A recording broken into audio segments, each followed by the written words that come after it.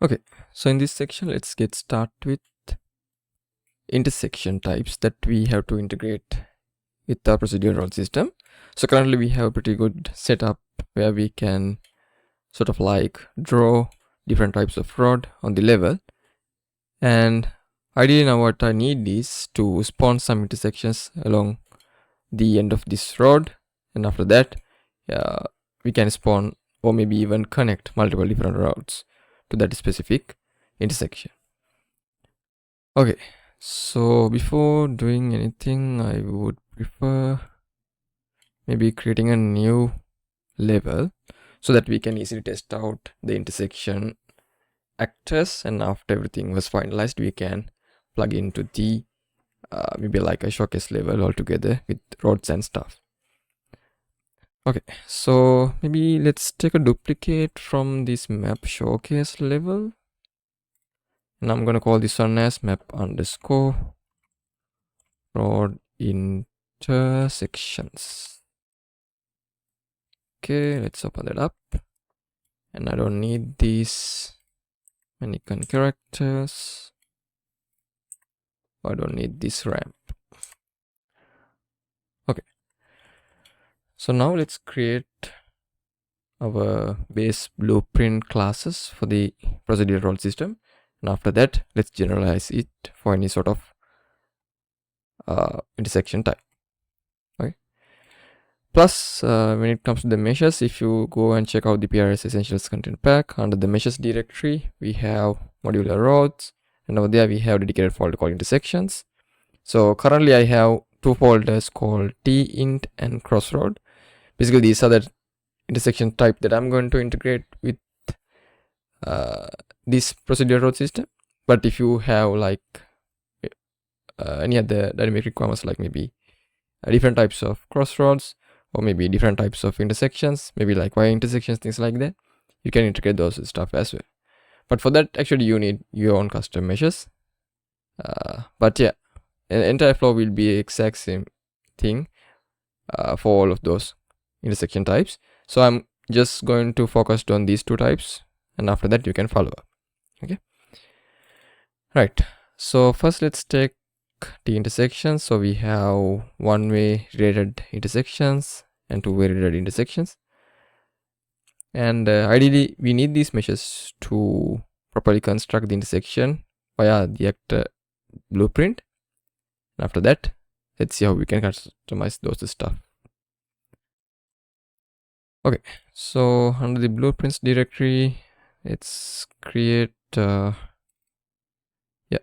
maybe within the procedural rods, let's create another folder called intersections, and there I'm gonna create a base directory, and let's create an actor. So I'm gonna call this one as bp underscore rod intersection base. So this actor will be the parent instance of all the intersections type that we will be having later on.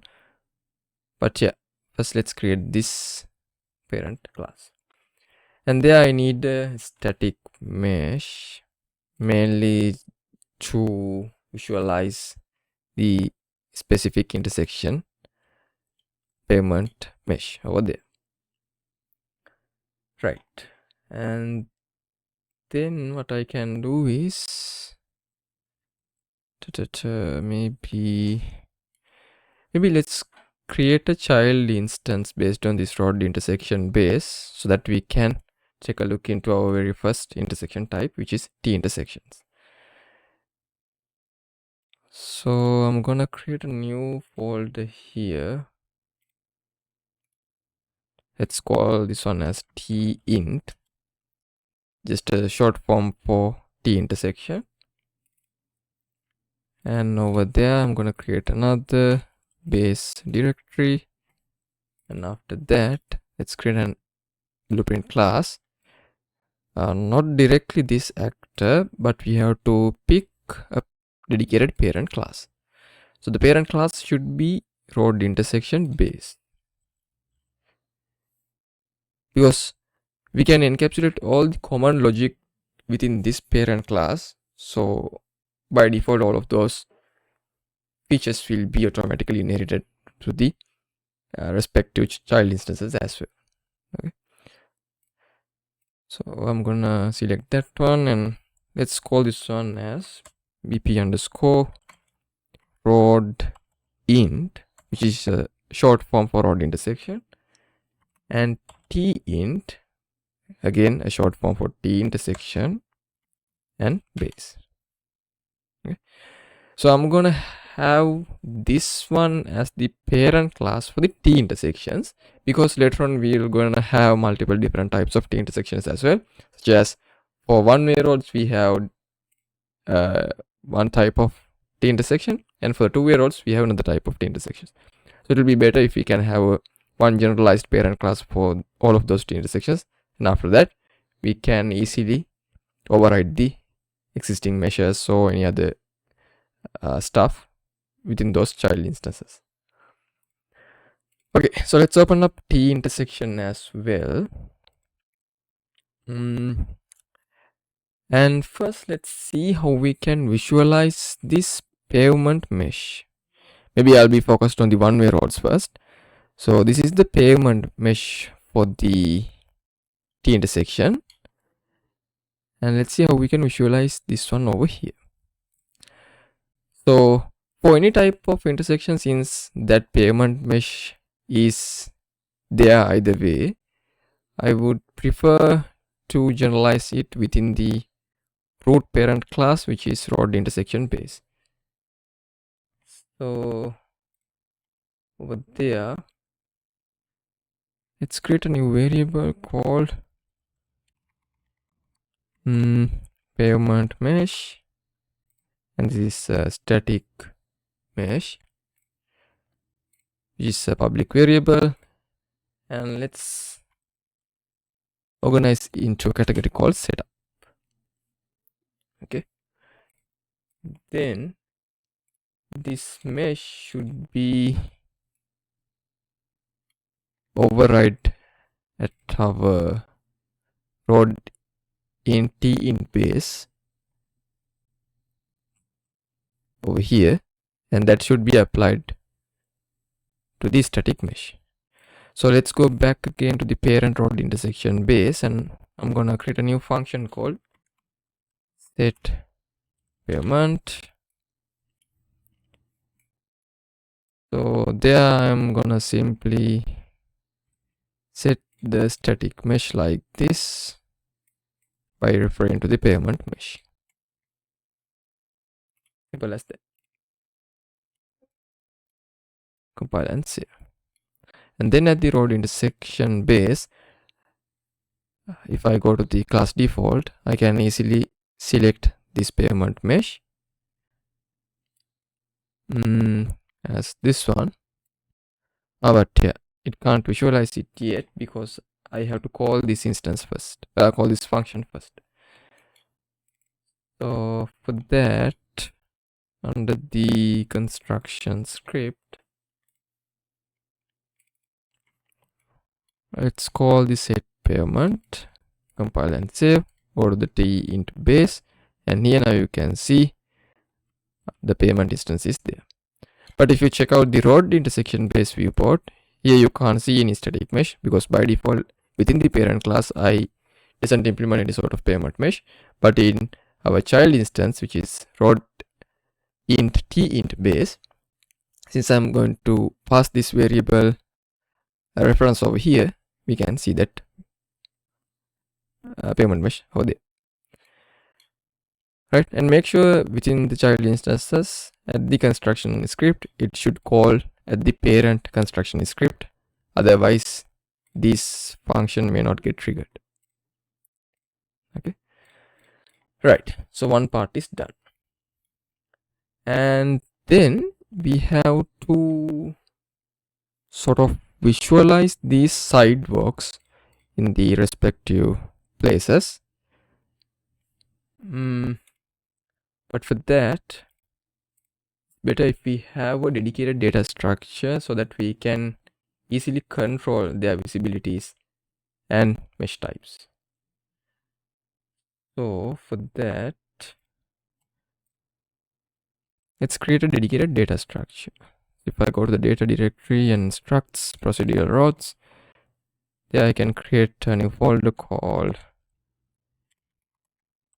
intersections, or let's simply call it in singular form, intersection. And there let's create a blueprint data structure called s underscore prod int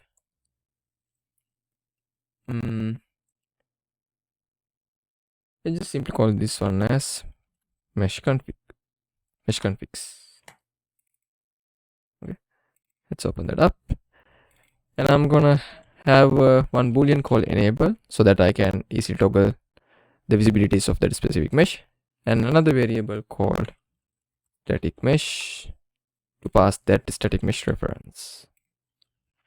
So this should be the type of static mesh.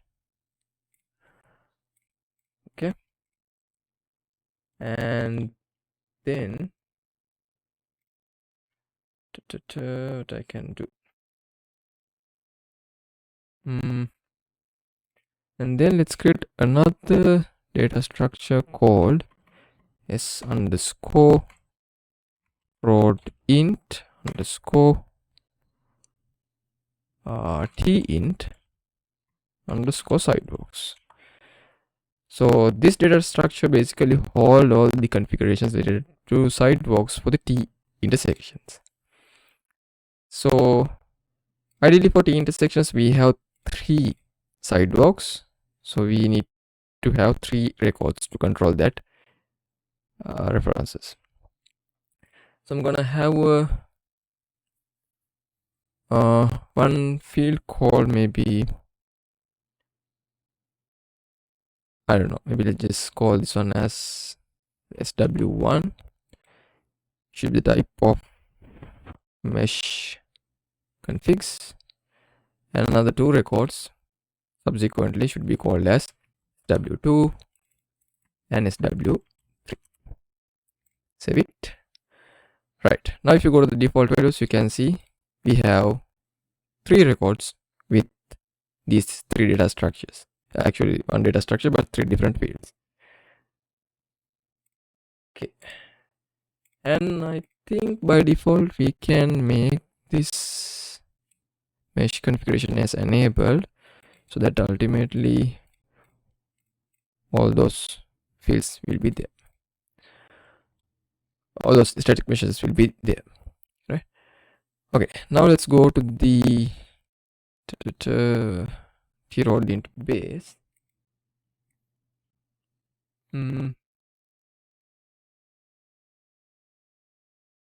With there what I can do is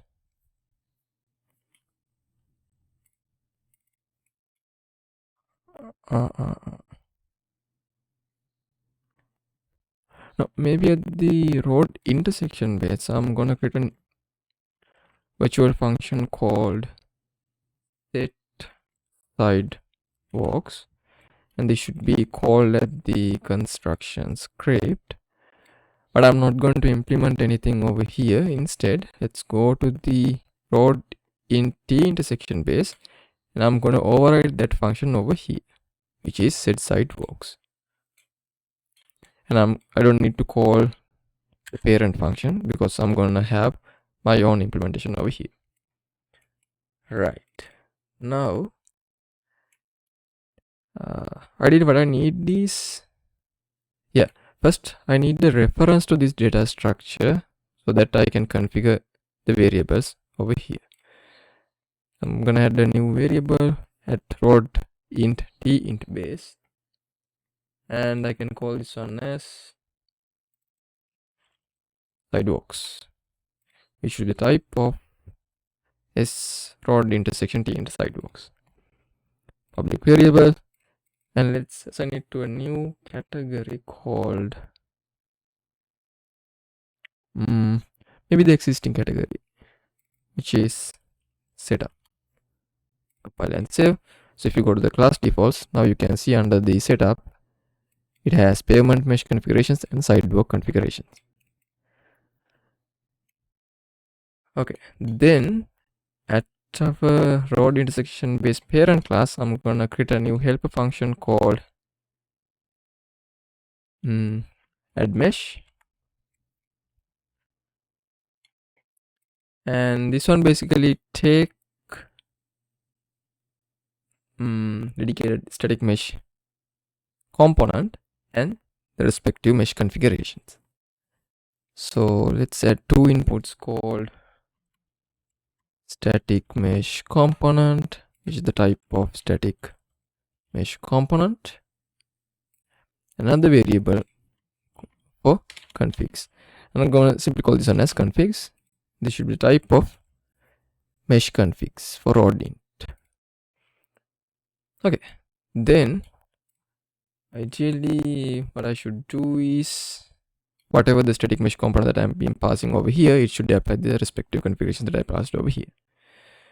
So for that, I'm gonna promote this to a local variable called L underscore static mesh component, and then let's take that reference, and I'm gonna set static mesh like this. For that, we have to break the configs. And also I have to enable the static mesh configurations or set these static mesh configurations only if I enable it under the mesh configurations. So if I enable it, I can use this static mesh reference. Otherwise, I can keep it as a null reference like this. Right, and also let's give it ability to control the collision state as well. So for that, maybe let's create a global variable called collision, just a collision type. So the type of collision, no,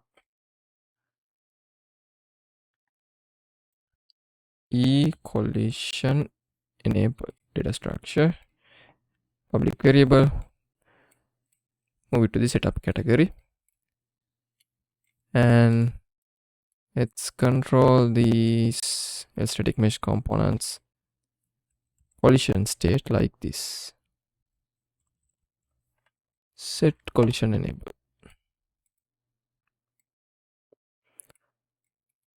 And in case if I'm not going to enable this static mesh, then it should be by default no collision. Also at this set pavement function, we can set the collision enable for the pavement mesh as well. So let's update that function too. Okay.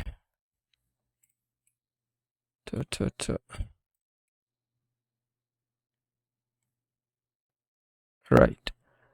And then right now we have this helper function. Maybe let's assign it to a category called helpers, and then let's go back to our road int base, and here is the function that I'm focused on to be overridden. So over there, let's get the sidewalk configs, break it, and we have 3 different mesh configs for each sidewalk. So over there we can now directly call the add mesh function, because this function is originally defined at our road intersection parent class.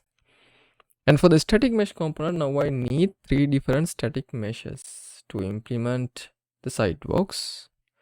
So I'm gonna quickly add the scene component first.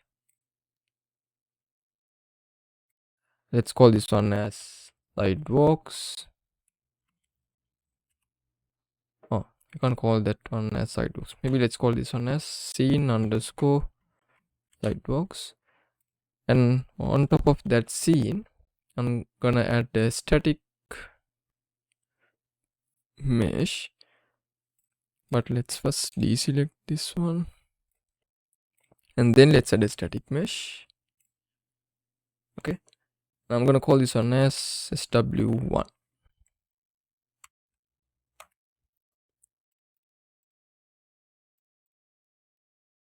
Likewise, let's duplicate this 2 times, so we have W2, W3, and then at the set sidewalks, now we have the static mesh component references, and for the sidewalk one, this would be this configuration, and similarly, let's call this function 2 times again.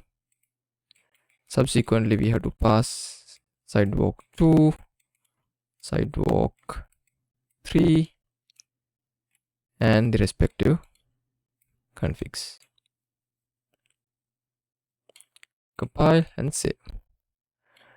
Now if you go to the viewport, here you can't see anything because I have to first configure the mesh configs at this sidewalks. So I'm gonna quickly go to the class defaults, and under the sidewalks, let's plug this stuff. So this one is the mesh for sidewalk 1. Then you can see it automatically appears over here. And this one is for sidewalk 2. And finally, this one is for sidewalk 3. Right. So you can see all of them has been appeared in correct positions, and you can control their visibilities as well. Okay, so that part is done. So I think similarly we can add rails as well for our what do you call, for our connector, for our intersection. So for that, what I can do is, let's go to our directory and let's create another data structure. And I'm going to call this one as s underscore rod int t int rails, and for there also I need 3 fields for each rail. So we have 3 rails. So this one is for rail 1, which is a rod int mesh config. Likewise, need 2 other fields for rail 2 and rail 3. Then let's plug that variable or the data structure to a dedicated variable at our rod intersection base parent class. And I'm going to call this one as rails. The type should be s underscore rod int t int rails. Public variable, assign it to a setup category. And similarly, what we have done for the sidewalks, let's go back to our parent intersection class, and I'm gonna create a new function called getRails, and this is just a virtual function, and it will be called at the construction script. After that, let's go to our child instance, which is rod int t int base, and there let's override that function.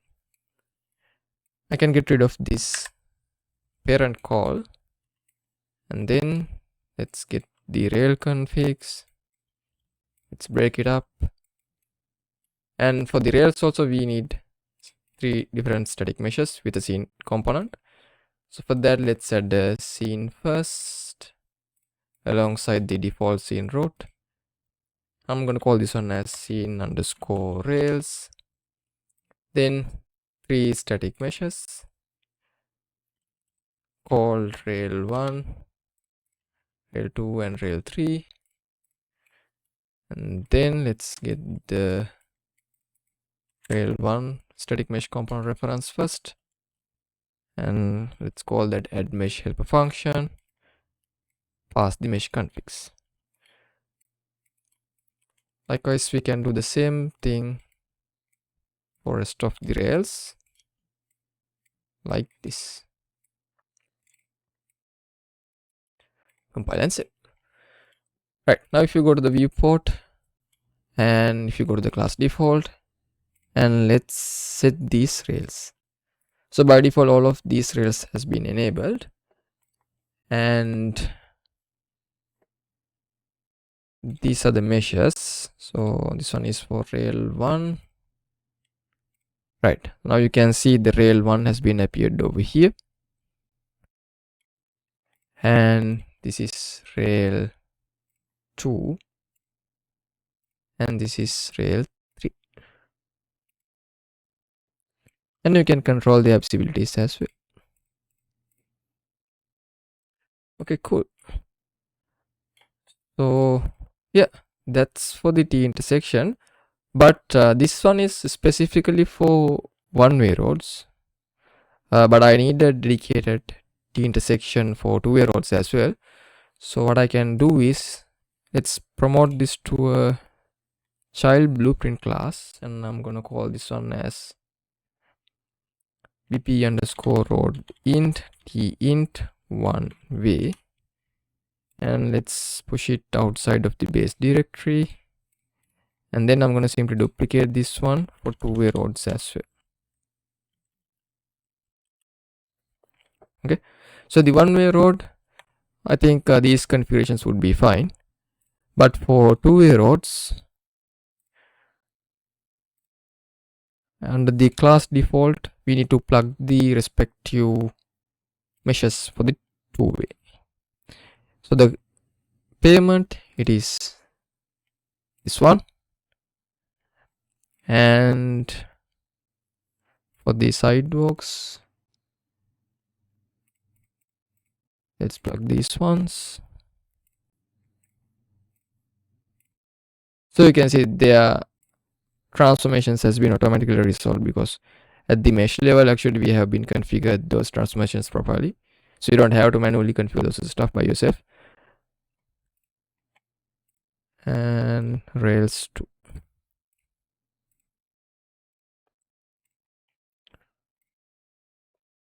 Okay, compile and save. And I can actually set the collision type as well, because I don't think having no collision would be a better option. So maybe at our road parent class, which is road intersection base, under the collision type, I'm gonna make this one as collision enabled Korean physics. Compile and save. So all the subsequent child instances will inherit that default configurations like this. Okay, so now just for the testing purposes, I can maybe place one-way road over here. Okay, so you can see the intersection is there, and the collisions has been properly applied as well. Let's just say maybe this T intersection you don't need the, I don't know, maybe the third rail doesn't require, so you can disable that one, and at the gameplay it won't be there. Okay, and similarly the two-way intersections are there as well.